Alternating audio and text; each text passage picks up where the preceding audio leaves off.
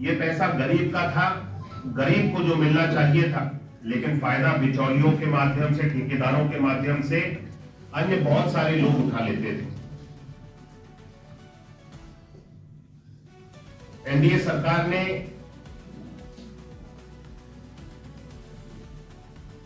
अपने इस निर्णय से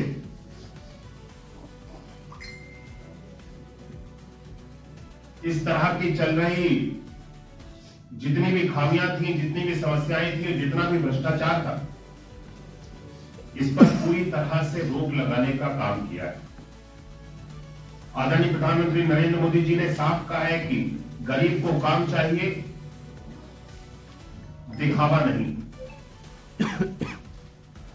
और हमने इस सोच के साथ कि हमें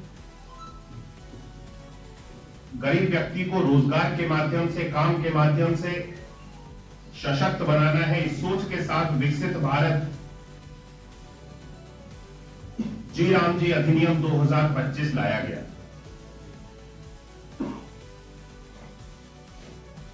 इस अधिनियम के माध्यम से श्रमिकों को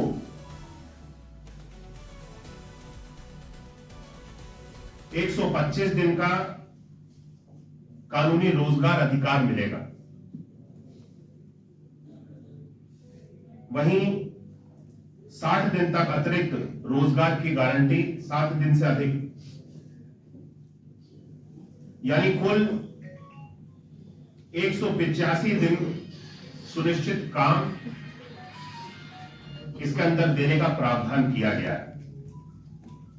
और यह केवल कोई घोषणा मात्र तक नहीं है कि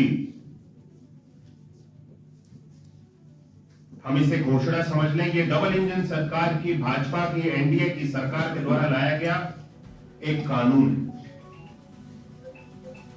साथियों, अब श्रमिकों को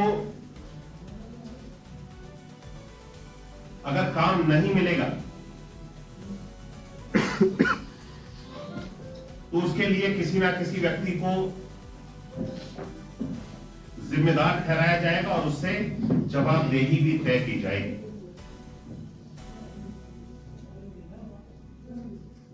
आज मजदूर को अगर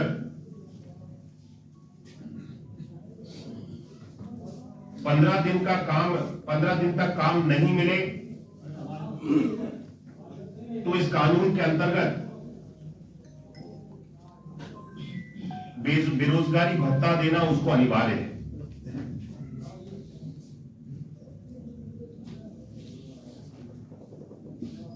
अगर काम नहीं मिलता है उसकी जिम्मेदारी निर्धारित की जाएगी और जो भी जिम्मेदार अधिकारी होंगे उसका भी नाम तय किया जाएगा और उसके खिलाफ जो भी कमियां होंगी उसको देखते हुए इसके अंतर्गत कार्रवाई भी करने की व्यवस्था बनाई गई है। श्रमिकों को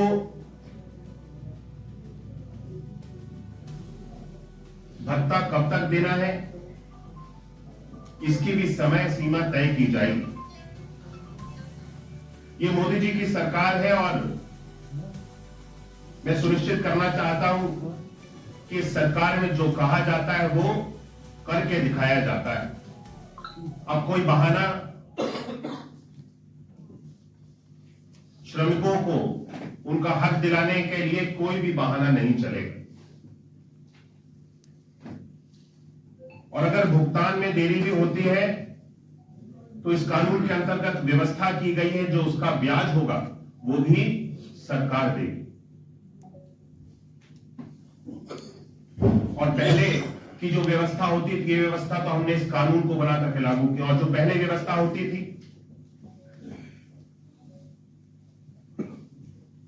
मजदूर इंतजार करता रहता था और पिछली सरकारें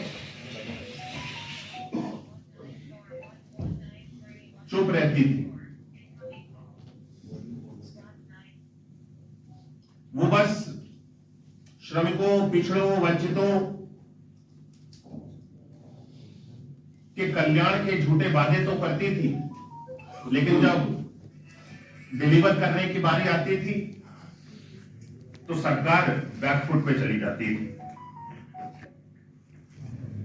अब 7 दिन में जो भुगतान होना है वो अनिवार्य किया गया है। और जिस तरह से मैंने बताया कि इस नए नियम के अंतर्गत व्यवस्था बनाई गई है कि अगर भुगतान समय से नहीं हुआ तो जो उसका ब्याज है उसका ब्याज का भी भुगतान के सहित ब्याज के सहित भुगतान किया जाएगा।